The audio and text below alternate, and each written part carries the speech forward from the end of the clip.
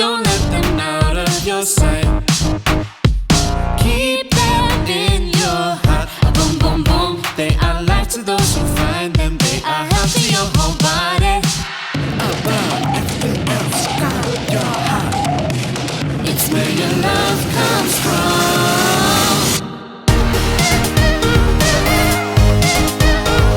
Proverbs 4 verse 20 to 23.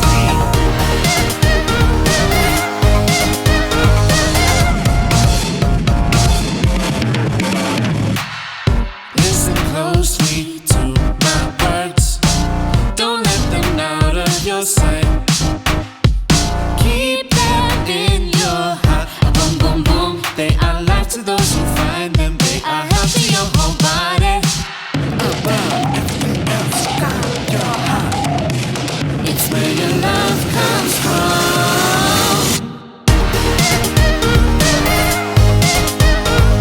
Proverbs 4 verse 20 to 23.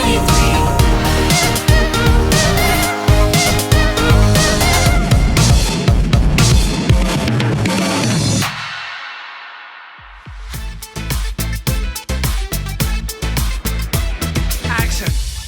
Have you ever heard the saying, you are what you eat? I'm a cheeseburger? It simply means that sometimes what we put into ourselves can show. God teaches us to look after our hearts so that it overflows with goodness If we put good things into our lives, like God's promises from the Bible, and His encouragement. it will overflow into our lives. When we let God in, He will overflow out. Let's talk about that. Cut.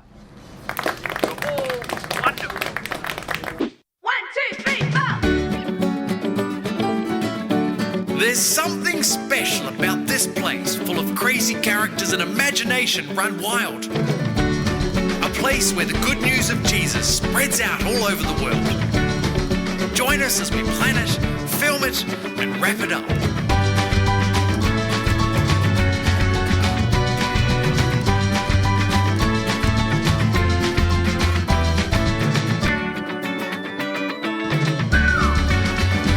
Welcome to the world of Big.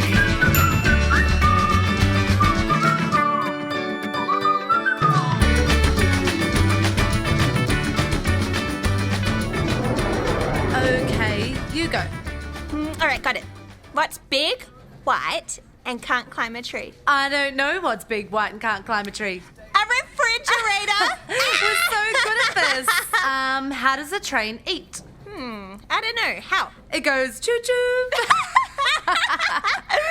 Okay, one more. Okay. What did one snowman say to the other one? Do you smell carrots? I can't even breathe. Breathe, Becky.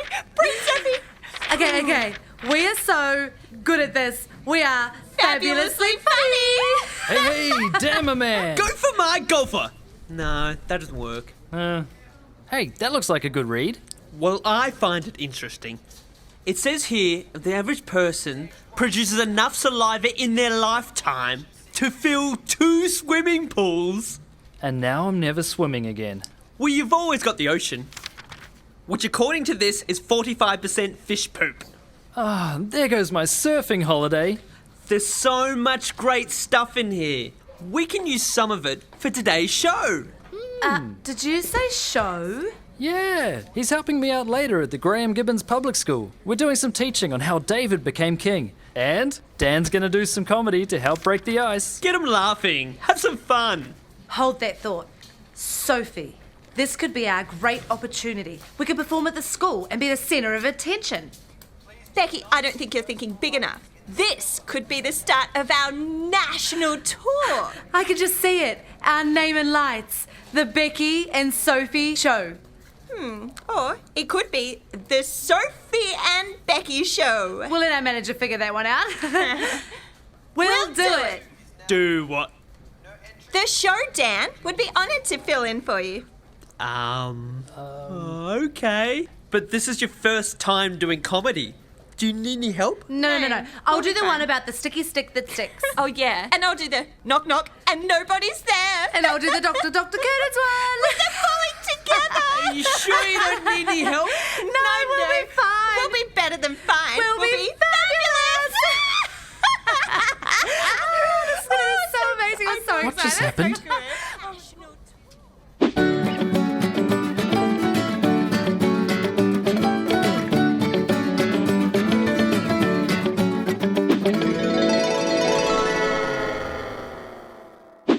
I had a crazy dream last night. Okay, when I was stuck in ice, it was floating. So I was like this, and I was free. Then I was like, wee. Oh, Like I made up my own name called Setty Girl. the superhero came. Then I was like, wow. Then superhero was fighting the bad guy. And he became the good guy. So he went back to his planet and saved the day. That was a crazy dream. We said it together. Yeah. Marvelous merry men make much moolah. Unique. New York. Marvelous merry. Red leather, yellow I need to leather. go to the toilet. Really? Again? Are you nervous, Becky? No, maybe. I'm gonna go. Ah. Hey, Sophie, where's Becky? Oh, hi, Dan. She's gone to the toilet again. Oh, is she nervous? Look, I can give her some tips to help out.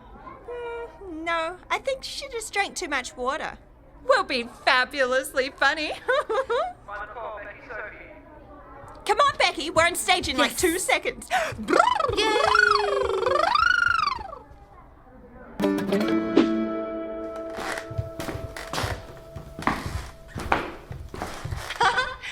Hi, I'm Sophie. And I'm Becky. And together, we're the Funny friends.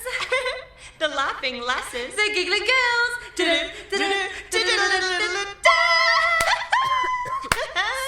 So, Sophie, what's brown and sticky? I don't know, Becky. What's brown and sticky? Well, let me tell you what's brown and sticky. The thing that's brown and sticky is a brown stick. Oh. Well, I've got one. Why did the boy throw his clock out the window?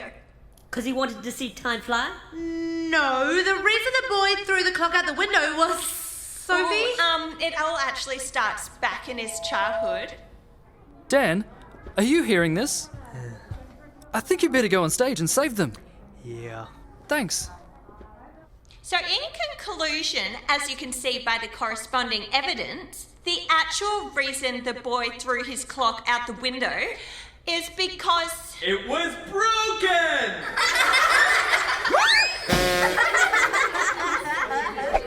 Now I think I'm broken. Over to you, Dan. Ladies and gentlemen, Becky and Sophie, round of applause! Now fish poo a lot.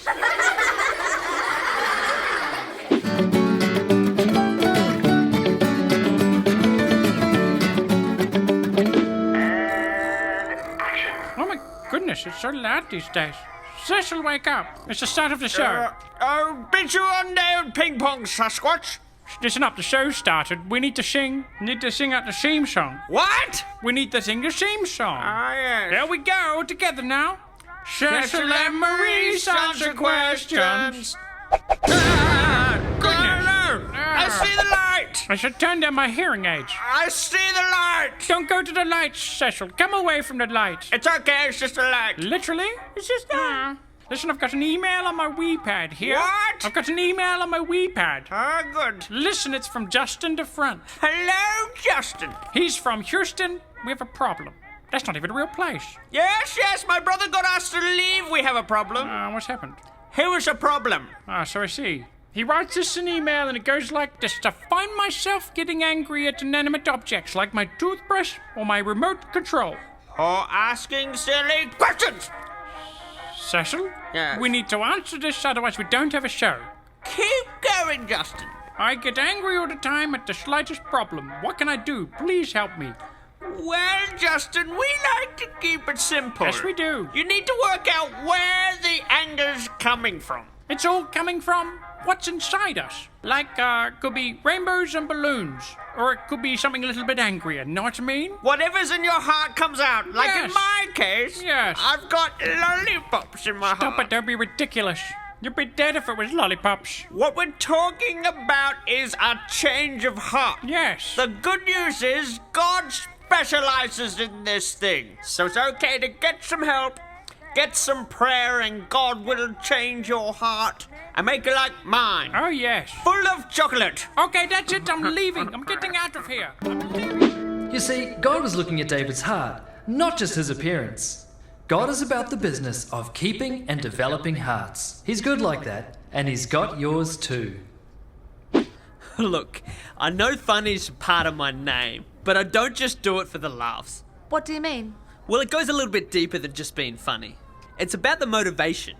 My goal is to spread joy and ignite happiness. I want to do the best that I can do so everyone will have the best time.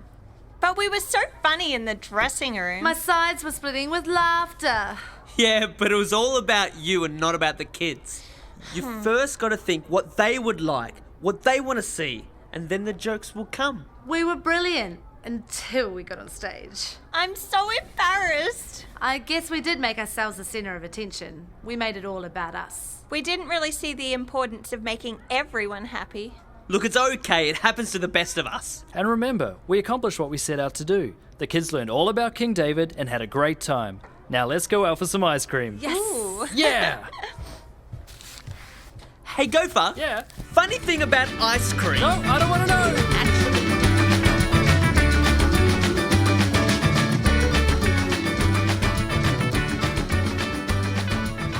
People in the Bible, our boy David, who grew up to be king, is one of the most famous. We have stories from every part of his life. But before his time, we follow the prophet Samuel. A part of Samuel's job was to hear from God and pass on messages to the Israelite elders and people.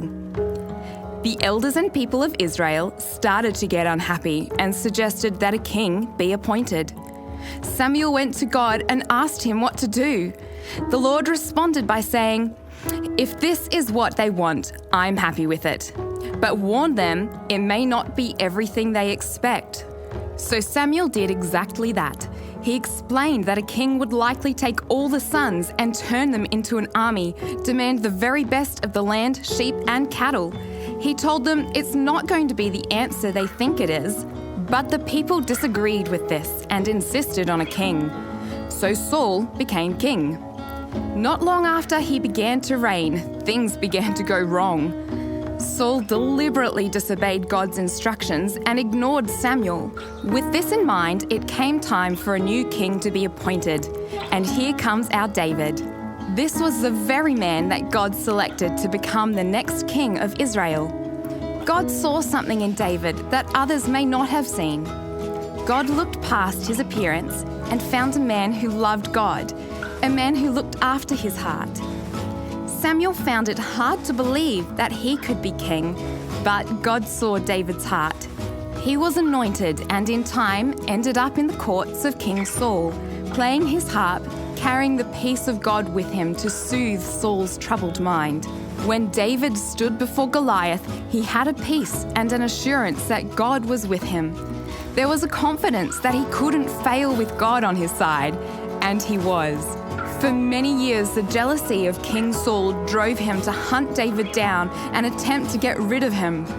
Even though this meant he had to live in caves, in mountains, and live in constant fear, he never allowed it to harden his heart. After the death of King Saul, he became king, but all wasn't wonderful. There were horrible mistakes that caused him to repent before God, but amazing moments of celebrating with all his people. Although he wasn't perfect, David loved God and did his utmost to maintain that love for him. It's amazing that with God at the front and center of his life, he did great things for God. He won big battles, saved the nation of Israel, and knew what it was to worship with everything. He wrote a lot of the Psalms in the Bible, you know. Maybe we too could be known by God as one who is after God's own heart. Maybe we could pursue relationship with God the way David did and love him with all our hearts. The big quiz! Get ready to lean! 3, 2, 1, go!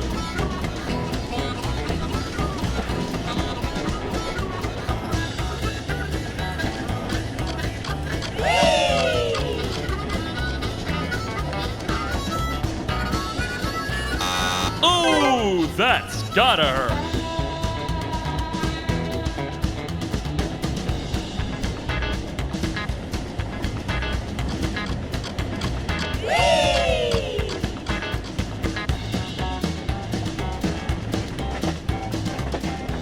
Wonderful!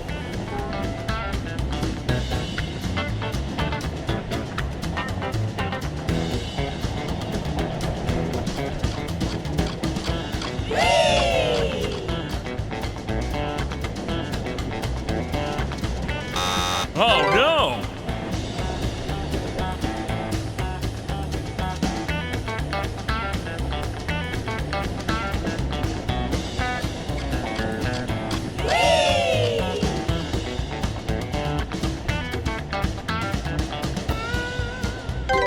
Excellent!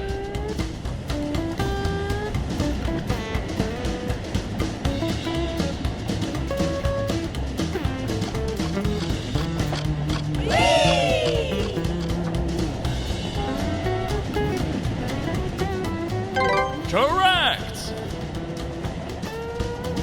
Winner! Did you make it?